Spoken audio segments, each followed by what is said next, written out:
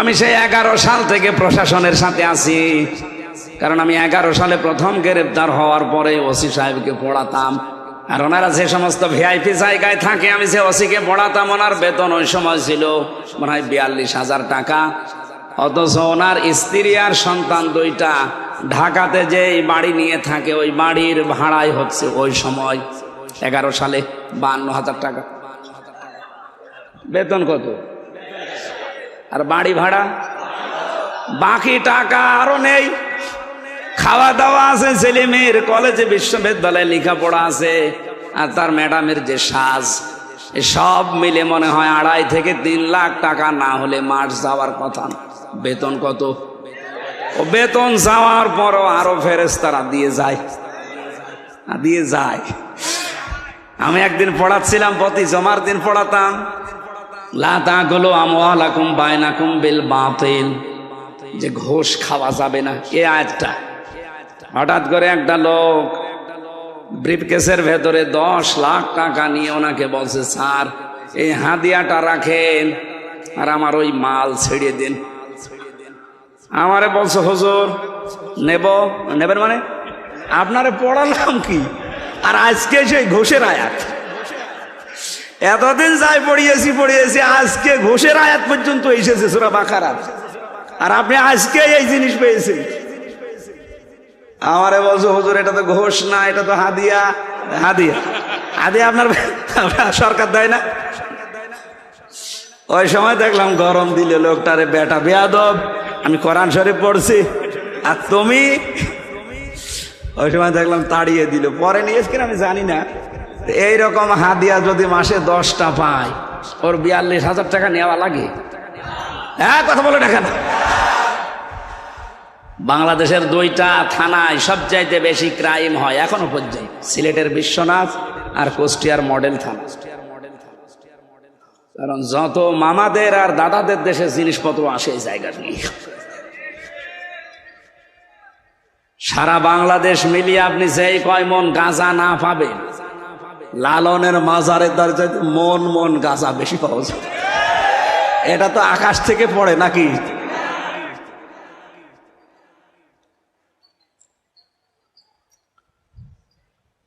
এই জন্য ওনার যে বেতন আছে, ওনার তো সংসার আছে, ছেলে মেয়ে আছে, স্ত্রী আছে, মা বাবা আছে, সব খরচ মিটিয়ে তারপরে তো আপনি জমি কিনবেন। পাবেন কোথায়? পাবেন না। এই জন্যে বলছি, কিয়ামত পর্যন্ত হায়াত পেলেও আপনি ওই জায়গায় যেতে পারেন না।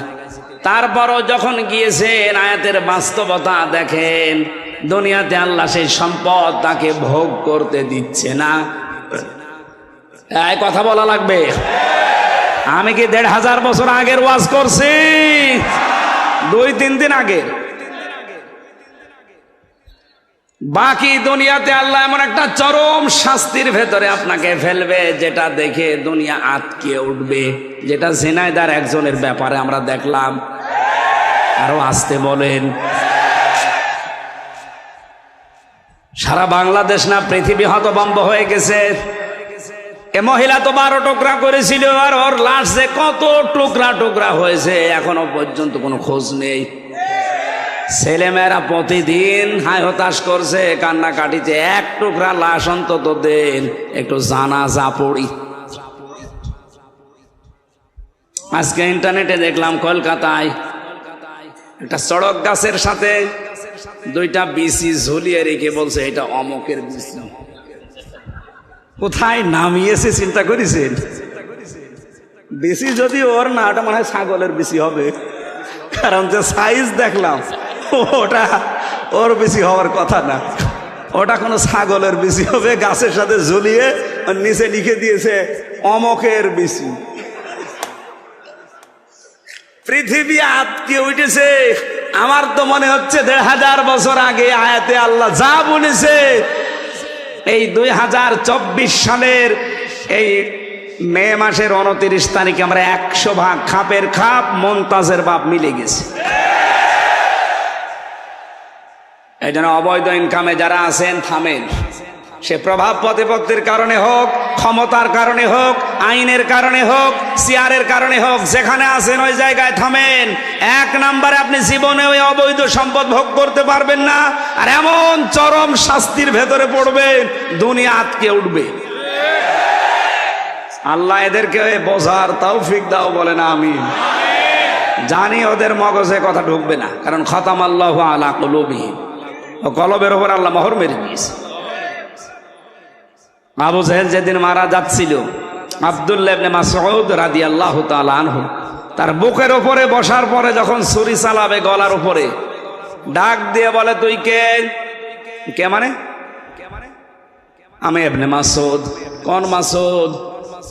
বলে, আমাকে একটা চড় দিয়ে আমার ডান কান তুমি কালা করে দিয়েছিলে, নষ্ট করে দিয়েছিলে কোরআনে কারিমের সূরা রহমান পড়ার কারণে। সূরা রহমান যেদিন নাজিল হয়, ওই দিন বিশ্ব নবী ডাক দিয়ে বললেন, সাহাবীরা কে পারবে তোমরা রহমান তেলাওয়াত করতে? ইবনে মাসউদ দৌড় দিয়ে এসে বলেছিলেন, হে রাসূল, আমার একটু অনুমতি দেন, আমি একটু তেলাওয়াত করে শোনাই। উনি কাবার চত্বরে উচ্চ কণ্ঠে আয়াতটা পড়েছিলেন, আর রহমানু আল্লামাল কোরআন খালাকাল ইনসানা আল্লামাহুল বায়ান। তেলাওয়াত শেষ হতে না হতে আবু জাহেল দৌড়িয়ে এসে এমন একটা চড় লাগিয়েছিল এই কানের উপরে, কান দিয়ে রক্ত বের হওয়ার পরে কানটা ওই যে নষ্ট হয়েছে, আর কোনোদিন উনি কানে শুনতে পাননি। ইবনে মাসউদ রাসূলের কাছে এসে কান দিয়ে রক্ত ঝরছে এটা দেখালেন। নবীজি ওই দিন কাঁদছিলেন, হযরত ইবনে মাসউদও কাঁদছিলেন। জিবরাইল এসে তাদের কান্নার মাঝে এসে মন খারাপ করে একটু কেঁদেছিলেন। এই লোকটা যেদিন মারা যায়, ইবনে মাসউদ রাদিয়াল্লাহু তাআলা আনহু তার বুকের উপরে বসলেন, ডাক দিয়ে বলে, আমাকে চিনতে পারোনি? সূরা রহমান পড়ার অপরাধে তুমি আমার কান দিয়ে রক্ত পর্যন্ত বের করে দিয়েছিলে। আমি সেই ইবনে মাসউদ। কি করতে চাও? তোমার এই কল্লাটা নবীর কাছে আমি নিয়ে যেতে চাই। আবু জাহেল ওই সময় বলেছিল, ইবনে মাসউদ, আমার গলাটা যখন কাটতে চাও একটু বড় করে কাটো, মানুষ যেন দেখলে বোঝে যে নেতার মাথা। শয়তান মরে যাচ্ছে, তেজ কমছে না। এরকম টাটকা শয়তান দেশে আছে না? কোরআন শরীফ দিয়ে না, ওদের বাকারি শরীফ দিয়ে বোঝালেও বুঝবে না। ইবনে মাসউদ চিন্তা করলেন, মাথাটা যদি নবীর কাছে নিয়ে যেতে পারে তাহলে নবীজি খুশি হয়ে আমার জন্য দোয়া করবেন। ডাক দিয়ে বললেন, তুই কালেমাটা পড়, আমি তোরে এখনো মাফ করে দেব। বলে না, আব্দুল্লাহর ছেলে মোহাম্মদ তোদেরকে জাদু করেছে, আমারে এখনো করতে পারে নাই। ইবনে মাসউদ বলে, ঠিক আছে, তোর আমি আরেকটু সময় দিলাম। উনি দৌড় দিয়ে গেলেন রাসূলের কাছে, আবার ঘুরে আসলেন, আবার বললেন, কালেমাটা পড়, আমি তোরে এখনো মাফ করে দেব। আমি নবীকে বলবো যেন তিনিও মাফ করে দেয়। ও আবার ওই একই কথা, যে আব্দুল্লাহর ছেলে তোদেরকে জাদু করতে পেরেছে, আমাকে এখনো করতে পারে নাই। আমি এখনো যদি মোহাম্মদকে আমার কাছে পেতাম, তাকে আমি নিজে টুকরা টুকরা করতাম।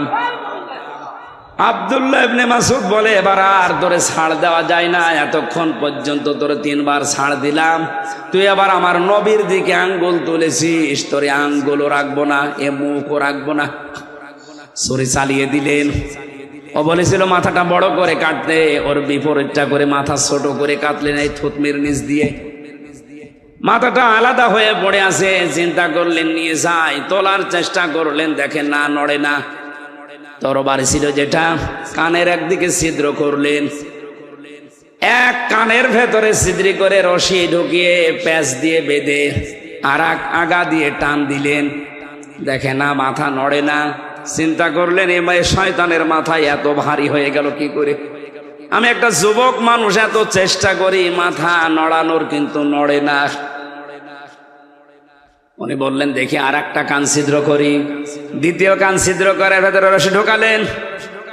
রশির 2 মাথা টাইট করে বেঁধে নিজের বুকের কাছে রশি দিয়ে এবার টানতে আরম্ভ করলেন। দেখা, হ্যাঁ, মাথা নড়ে। আল্লাহ রাব্বুল আলামিন যেন জানাতে চেয়েছে, ইবনে মাসউদ আমার কোরআনে কারিমের পক্ষে থাকার কারণে এই লোকটা তোর একটা কান ছিদ্র করেছিল, আমি আল্লাহ তোর হাতে ওর দুইটা কান দুনিয়ায় ছিদ্র করে ওকে প্রতিশোধ নিয়ে দেখিয়ে দিলাম। আমার তো মনে হচ্ছে বাংলাদেশে অনেকের উপরে আমার আল্লাহ এই প্রতিশোধ আরম্ভ করে দিয়েছে।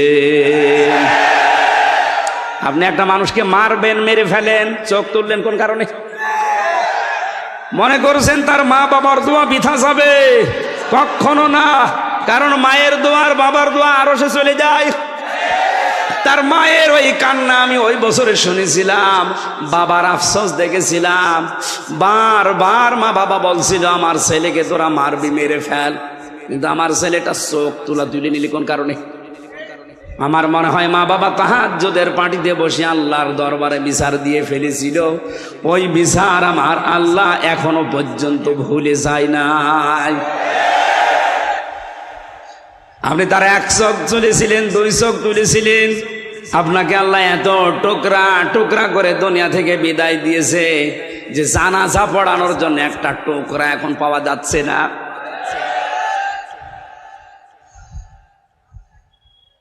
ও ভোলাবাসী যুবতী মেয়েটা ডাক দিয়ে বলে, খলিফা আমি চিন্তা করলাম দুনিয়াতে আমি হত্যা করলাম, হত্যার বিচার যদি না হয় তাহলে কিয়ামতে আল্লাহ বিচার ডবল করে করবে।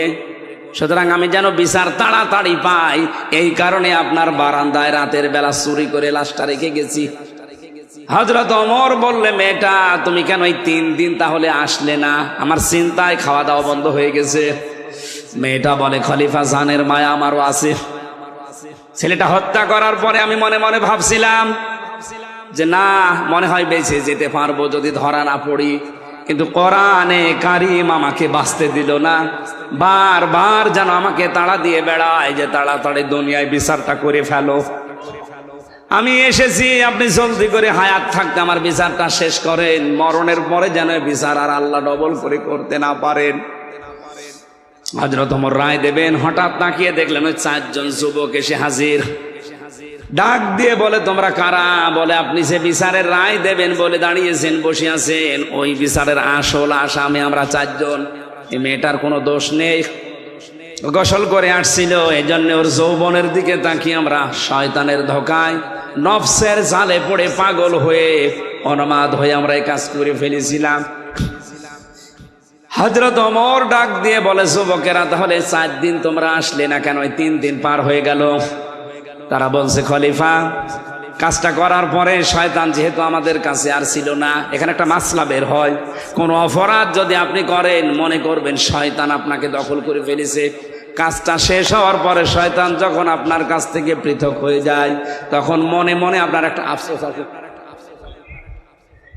আমরা জেনা করার পর শয়তান যেহেতু আমাদের কাছে আর নেই, আমাদের বিবেক তখন আমাদের তাড়া দিচ্ছে যে কি করলাম।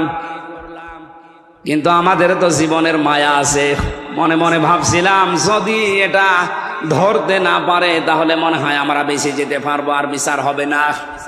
কিন্তু আমরা এদেশে কোরআনে কারিম পড়ি, বুঝি, জানি, কোরআন আমাদেরকে বাঁচতে দিল না। এই 3 দিন আমাদেরকে তাড়া দিয়ে বেড়াই কোরআনের আয়াত, ইয়া আইয়ুহাল্লাযীনা আমানু কুতিবা আলাইকুমুল কিতালু ফিল কতলা।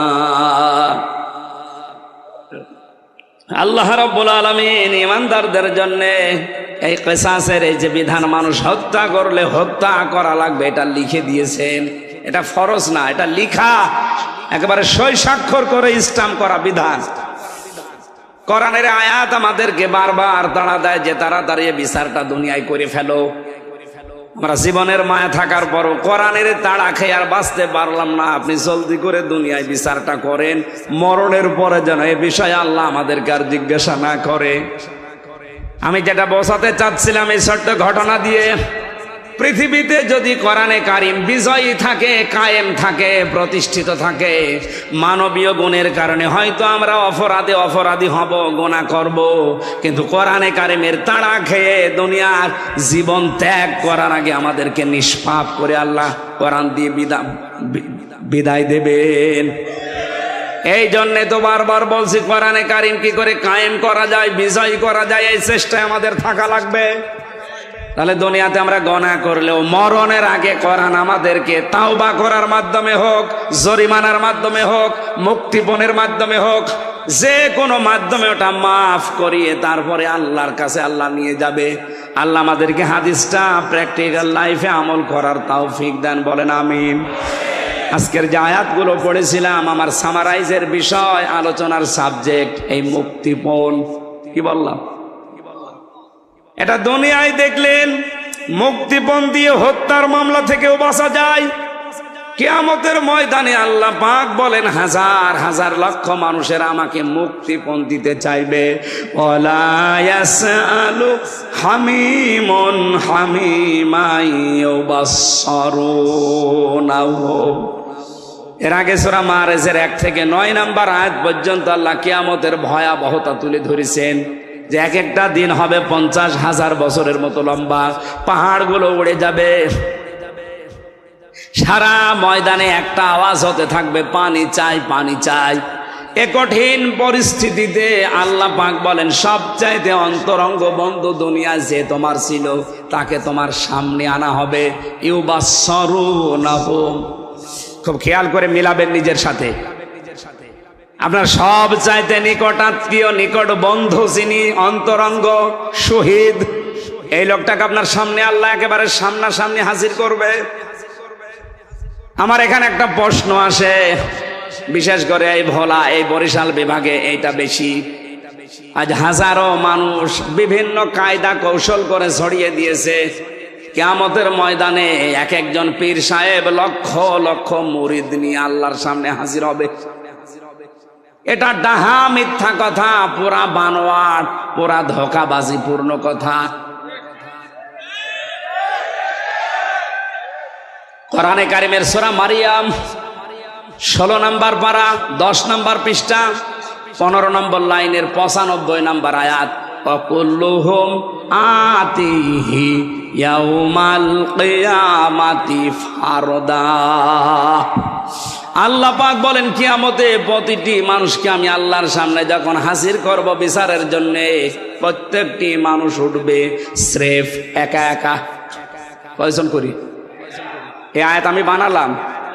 বলেন, যারা বলে লক্ষ লক্ষ মুরিদ নিয়ে আমার বাবা জান দাদা জান উঠবে, এটা বানানো কথা নয়। এই আয়াতের পুরা সাংঘর্ষিক।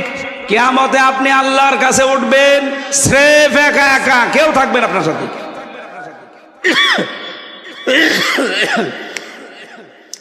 বিচার করার জন্য আল্লাহ নিজের সামনে ডাক দিয়েই প্রথমে ডাকবে আপনাকে, এরপরে বলবে তোর বন্ধুকে নিয়ে আসলাম এই যে সামনে, জিজ্ঞাসা কর। আল্লাহ পাক বলেন ও বন্ধুকে দেখার পরে মনে করবে লাউ ইয়াফতাদি মিন আযাবি ইয়াউমিইদিন বিবানি। এ কঠিন পরিস্থিতি দেখে, যেখানে যুবতী মেয়েদের গর্ভ অবস্থায় যদি থাকে লজ্জায় স্থান লাগবে না, পেট ফেটে সন্তান বের হয়ে যাবে, জমিন পুড়ে তামা হয়ে যাবে, মাথার মগজ টকবক করে ফুটতে আছে। অভোলাবাসী নিজের দিকে তাকিয়ে এখন একটু ভাবেন তো, এই ময়দানে মনে করেন আপনি আছেন, আপনার বন্ধুকে শুধু প্রথম আল্লাহ নিয়ে এসে বলবে একে কি করবা দেখো, এত পরিচিত তোমার, বলবে আল্লাহ এ বন্ধুকে আমি দিয়ে দিলাম মুক্তিপণ হিসাবে, তুমি আমারে ছেড়ে দাও। আল্লাহ বলেন হবে না। দ্বিতীয় নম্বর বলবে আমার সন্তানকে আমি দিয়ে দিলাম। কোন সন্তান? যেটা নিজের জীবনের চাইতে মানুষ বেশি ভালোবাসে।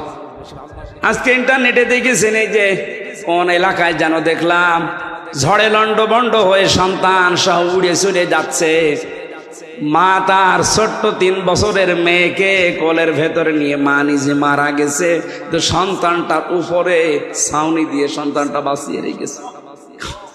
এই কঠিন পরিস্থিতিতেও নিজের সন্তানকে যে মা বাঁচিয়ে দেয়, আল্লাহ বলেন কিয়ামতের দিন এই সন্তান পর্যন্ত ওই মহিলা বলবে আল্লাহ মুক্তিপণ দিয়ে দিলাম। বলাবাসে এই আয়াতটা আমি বাস্তব জীবনে উপলব্ধি করেছি। আমার ছোট মেয়েটা নিয়ে ফারিহা জান্নাতকে ওকে কক্সবাজার নিয়ে গিয়েছিলাম জেল থেকে বের হওয়ার পর, যখন ওই বালি নিয়ে খেলা করছিল সমুদ্র সৈকতে, ওর ওপর এমন একটা আবেগ, এমন একটা মায়া তৈরি করে দিয়েছে আমার আল্লাহ। আমার মনে মনে ওর খেলা দেখে মনে হচ্ছিল যদি বাংলাদেশ কেউ আমাকে লিখে দেয় যে দিয়ে দিলাম ভাই ফারিহাকে মেরে ফেলো, আমার সম্ভব না। কারণ ওর 1 বছর রেখে গিয়েছিলাম ছেলে, এখন ওর 4 বছর বয়স। ওর ওপর আমার যে দুর্বলতা, ভালোবাসা, আমার প্রতি ওর যে আকর্ষণ, বাবা আর মেয়ে সন্তান হিসাবে আমার মনে মনে বাস্তবতায় হচ্ছিল সারা বাংলাদেশ লিখে দিলে একে দেওয়া সম্ভব না। অথচ আল্লাহ বলেন কিয়ামতের দিন হামজা এ ফারিহাকে পর্যন্ত আমারে বলবে মুক্তিপণ দিয়ে দিলাম। এ বলতে যত সহজ মনে হচ্ছে, এটা কি বাস্তবে অত সহজ? আপনি করে দেখেন তো ওই জায়গায় যে। কারণ 3 বছর তো আমি ফাঁসির কন্ডেম সেলের ভেতরে ছিলাম, বাইরের যোগাযোগ বিচ্ছিন্ন ছিল, কাউকে দেখতে পাইনি। 24 ঘন্টা আমার তালা লাগানো থাকতো, আমার আর মামুন সাহেবের। এই জন্য ওদের প্রতি মায়া মহব্বত আরো বেড়ে গেছে। যদি 10-15 দিন পর পর দেখা সাক্ষাৎ হতো, কথা হতো, এত ভালোবাসা জন্মাতো না। সে 1 বছর রেখে গিয়েছিলাম, 4 বছর এসে ও তো আমারে ভালোভাবে এখনো চেনেও না। এখন আর প্রথম যেদিন বাড়িতে আসলাম আমারে বলছো হুজুর আমাদের বাড়িতে চলেন, কারণ ও আমারে চিনতে পারে না। মনে করছে এরকম হুজুর তো বহু আসে, মনে হয় এরকম একটা হুজুর। আল্লাহ পাক বলেন কিয়ামতের দিন হামজা এই ফারিহাকে পর্যন্ত বলবে আল্লাহ এরেও দিয়ে দিলাম, তুমি অন্তত আমারে বাঁচাও। 3 নাম্বার আল্লাহ নাম দিয়েছেন স্ত্রীর, ওয়া সাহিবাতিহি ওয়া আখি। আমি নিজেই বলবো আল্লাহ আমার স্ত্রী তামান্নাকে দিয়ে দিলাম, আপনি এরে নিয়ে আমারে মুক্তি দেন। আমার ভাইকে দিয়ে দিলাম যদি আমার ভাই নেই। ফাসিলাতি হিল্লাতি তওবে, সে আমাকে যারা আশ্রয় দিত, রাজনৈতিক, সামাজিক, পারিবারিক, দলীয় বিভিন্ন কায়দায় যারা আমাকে আশ্রয় দিয়েছে, আমার মামলার বিষয়ে যারা লড়ালড়ি করেছে, নড়াচড়া করেছে, আমাকে এখনো যারা বিভিন্ন জেলায় গেলে আশ্রয় দেয়, সবগুলো কিয়ামতের দিন আমি বলবো আল্লাহ সব দিয়ে দিলাম। ওমাং ফিল আরদি জামিআ, দুনিয়ায় যত সম্পদ আমার আছে স্থায়ী অস্থায়ী সব দিয়ে দিলাম, যান আমারে মুক্তি দেন। আল্লাহ বলেন সুম্মা ইউনজি, এরপরও মানুষ বলবে আল্লাহ আমাকে তুমি একটু ছাড় দাও, একটু বাঁচিয়ে দাও, এদের সব নিয়ে নাও। আল্লাহ তখন একটা ধমক দেবেন, কাল্লা তখন ইন্নাহা লাযা, তোর আমি লাজাই দেব। কোন জায়গায় লাজা? কি জাহান্নামের একটা দরজার নাম লাজা। ভোলাবাসী এখানে একটা নিরসন হওয়া দরকার। অনেকে মনে করেন জাহান্নাম 7টা, জান্নাত 8টা। না, জান্নাতও একটা, জাহান্নামও একটা, কিন্তু এর স্তর, এর শ্রেণী আছে আলাদা আলাদা। আমি পড়া কোরআনে জান্নাতের স্তর পেয়েছি 100টার উপরে, আর জাহান্নামের স্তর 7টার উপরে পেয়েছি। কিন্তু স্বাভাবিকভাবে আমরা জানি জাহান্নামের দরজা স্তর কয়টা? এইটা তো আমি বানালাম নাকি? সূরা হিজর 14 নম্বর পারার 3 নম্বর পৃষ্ঠার 7 নম্বর লাইনের 44 নম্বর আয়াতের শেষের দিকে আছে, লাহা সাবাতু আবওয়াব লিকুল্লি বাবিম মিনহুম জুজউম মাকসুম। জাহান্নামের দরজা 7টা। জাহান্নামের দরজা বলেন, দুনিয়ায় যে যে ধরনের অপরাধ করবে কিয়ামতের দিন আল্লাহ তাকে ওই দরজা দিয়ে প্রবেশ করিয়ে শাস্তি দেবে। এখানে যে দরজার নাম আছে, নাম কি? আরো জোরে, লাজা। বলেন বলেন। এই কথাগুলো মুক্তিপণ হিসাবে আল্লাহ এই বিষয়গুলো দেওয়ার কথা বলছিলেন। হঠাৎ বলতে বলতে আলোচনার ধরন পাল্টিয়ে ফেলেছেন, ধমক সূচক শব্দ দিয়েছেন, কাল্লা, কখনো না, একটাও তো নেব না, তোরে লাজায় দেব। কি লাজা? নাযাআতাল লিশাওয়া, যেখানে গেলে আগে চামড়া খসে যাবে। ও ভোলাবাসী, পৃথিবীতে এমন কোন ঘর আপনি দেখেছেন বা শুনেছেন যেখানে গেলে চামড়া খসে যায়? না, আমি পাইনি। রিমান্ডে আমি 10 দিন ছিলাম। ভয়ঙ্কর ভয়ঙ্কর জায়গা আমাকে তারা দেখিয়েছে।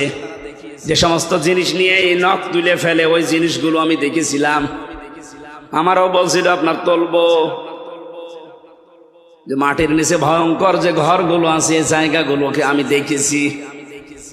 12 ঘন্টা আমার একেবারে হাত উপরে দিয়ে চোখ কালো কাপড় দিয়ে বেঁধে পেছনে বেঁধে দাঁড় করিয়ে রেখেছিল। কঠিন কঠিন শাস্তি আমিও পেয়েছি, কিন্তু আমার চামড়া খসেনি। বুঝেছি? 3 বছর যে অবস্থায় ছিলাম, খাওয়া দাওয়ার ঠিক ছিল না, চিন্তা পেরেশানিতে, তারপর আমার চামড়া খসেনি। আল্লাহ পাক বলেন নাজ্জাআতাল লিশাওয়া, তোরে এমন ঘরে ঢোকাবো এই লাজায় ঢুকতে দেরি, চামড়া খসতে দেরি হবে না। আপনার কথাগুলো কি হাসি মনে হচ্ছে? শুনতে যত সহজ মনে হচ্ছে, এটা কি বাস্তবে অত সহজ? আলেম যারা আছে তারা তো বোঝার কথা। কত ভয়ঙ্কর জায়গায় আল্লাহ প্রবেশ করালে আগে চামড়া খসে যাবে। শুধু চামড়া খসবে না, এর পরবর্তী 2টা আয়াত আরো কঠিন। আমার আয়াতগুলো দেখার পরে, পড়ার পরে মনে হয় আল্লাহ পাক যেন বাংলাদেশ দেখে দেখে এখনই নাজিল করছে। এইটাই চলছে। এবার যে 2টা কথা বলবো দেখবেন এ দেশের সাথে 100 ভাগ মিলে যাচ্ছে। এই যে ভয়ঙ্কর জায়গা, লাজার নাম শুনলেন, এখানে গেলে আগে চামড়া খসে যাবে। আল্লাহ পাক বলেন এখানে দেব কাদের জানো? ওই যে সাবাত আবওয়াব দেওয়ার পরে আল্লাহ দিয়েছেন লিকুল্লি বাবিম মিনহুম জুজউম মাকসুম। দুনিয়াতে যে যে ধরনের অপরাধ করবে তাকে আল্লাহ ওই দরজা দিয়ে প্রবেশ করাবে। এই লাজা নামক দরজা দিয়ে আল্লাহ কাদেরকে দিচ্ছে? ভোলায় আছে নাকি আপনি দেখেন তো। 2টা গুণ যাদের ভেতরে পাওয়া যাবে তাদেরকে আল্লাহ এই লাজাই দেবে। গেলে আল্লাহ আগে চামড়া খসিয়ে ফেলবে। 1 নম্বরে আল্লাহ পাক বলেন লাজা ডাকবে তাদের, তাদউ মান আদবার ওয়া তাওয়াল্লা ওয়া জামাআ ফাআওয়া। 1 নম্বর সত্যের দিকে যাদেরকে আহ্বান করা হয়েছে, এ মানুষগুলো সত্যের দিক থেকে পৃষ্ঠ প্রদর্শন করে মুখ ঘুরিয়ে চলে গেছে। আর বাংলাদেশে এখন এই মানুষ বেশি। আমি যে 1-1.5 ঘন্টা ধরে ঝাড় শব্দের ব্যাখ্যা বলছিলাম, অনেক মানুষ এখনো পর্যন্ত কোরআনকে বিজয় করা এই কথা শুনলে রাজনীতি মনে করে। অথচ এটা সত্য কথা। রসুলের কথা কি কথা? কথা বলে না কেন? আমি যদি চেয়ারম্যান সাহেবকে এখন বলি টয়লেটে বাম পা দিয়ে প্রবেশ করে আল্লাহুম্মা ইন্নী আউযু বিকা মিনাল খুবুসি ওয়াল খাবাইস, এটা পড়ে আপনি বাম পা দিয়ে প্রবেশ করলেন, 5-7 মিনিট 10 মিনিট ওখানে বসলেন, গন্ধ জিনিসগুলো বের করে দিয়ে যখন ডান পা দিয়ে বের হবেন তখন বলেন গফরানাক আলহামদুলিল্লাহিল্লাযী আযহাবা আন্নিল আযা ওয়া আফানি। এই যে 8-10 মিনিট যত ব্যয় হয়েছে টয়লেটে পোড়াটা ইবাদত। পোড়াটা কি? কারণ এই পদ্ধতিটা রসুলের এই পদ্ধতি মেনে আপনি টয়লেটে 8-10 মিনিট 20 মিনিট আধা ঘন্টা কাটান, পুরা আধা ঘন্টায় কি এটা বুঝেছেন? এটা কি এই নিকৃষ্ট কাজ? আধা ঘন্টা যদি আপনি ইবাদত মনে করেন, আমি যদি টয়লেটের যে ভালো ভালো বিষয়গুলো আছে এগুলো যদি আমি এখন ব্যাখ্যা করে বলবেন হুজুর আরো বলেন। কারণ আপনার পেট থেকে এই গন্ধ জিনিস বের করে যদি আল্লাহ না দিত, প্রসাব যদি আপনার বন্ধ হয়ে যেত। আমি জেল থেকে বের হওয়ার পরে আমার প্রসাব বন্ধ হয়ে গিয়েছিল। ডাক্তারকে দেখানোর পরে আমারে বলছে প্রসাব আমরা চালু করে দিতে পারি, কমপক্ষে 12,000 টাকা লাগবে। প্রসাব বের করতে যদি 12,000 টাকা লাগে, এটা যে কত বিষয়গুলো ছাকনি দিয়ে ছাকার মতো এই টয়লেট দিয়ে এই প্রসাব দিয়ে আল্লাহ আমারা বের করে দেয়। এই জন্যই তো আযহাবা আন্নিল আযা ওয়া আফানি বলা হয়। আল্লাহ এই গন্ধ জিনিসগুলো শরীর থেকে তুমি বের করে শেষ করে দাওনি, আমাকে শান্তি স্বস্তি একটা নিরাপত্তা দিয়েছো, একটা আনন্দ লাগছে, আমার কাছে ভালো লাগছে। এখন 8-10 মিনিটের বিষয়গুলো 20 মিনিটের বিষয় আপনার কাছে খুব ভালো মনে হচ্ছে, বলেন হুজুর আরো। টয়লেটের মতো নিকৃষ্ট 20 মিনিট 25 মিনিট যদি আপনার কাছে ভালো লাগে, রসুলের সুন্নত মনে হয়, এই সারাটা জীবনে আমার এখন 33 বছর বয়স, এই 33 বছর কিভাবে চলবে রসুলের জীবনীতে সেটা নেই। আরো জোরে বলেন। বিশ্ব নবী তার 63 বছরের জীবনে 10 বছর এই কোরআন দিয়ে তিনি রাষ্ট্র চালিয়েছিলেন। এই কথা বলুন। 10-12 মিনিট 15 মিনিট যদি আপনার কাছে সুন্নত মনে হয়, আর 10টা বছর যিনি এটা দিয়ে চালালেন ওইটা আপনার কাছে রাজনীতি মনে হয়, আপনি কি মানুষ? সত্যের দিকে আহ্বান করার পরেও যদি কেউ ঘাড় ঘুরিয়ে চলে যান, অহংকার করে, বোঝার পরে না বোঝার ভান করে মুখ ফিরিয়ে চলে যান, আপনাকে দিয়ে আল্লাহ লাজা ভর্তি করবে, যেখানে গেলেই চামড়া আগে খসাবে। এখন তো হয়তো কিছু টের পাচ্ছেন না, চোখ বন্ধ করে দেখেন কি অবস্থা হয়। দ্বিতীয় নম্বরটা তো আরো কঠিন। যারা দুনিয়ায় মাল সম্পদ জমা করে আর এটা সংরক্ষণ করা যায় কি করে সেই চিন্তা ভাবনা করে। অনেকে আজ এটা করছে, দেশে পারছে না, বেগম পাড়া বানাচ্ছে। ওর চিন্তায় একটাই যে যাই করেছি সঞ্চয়, এটা কি করে টিকিয়ে রাখা যায়।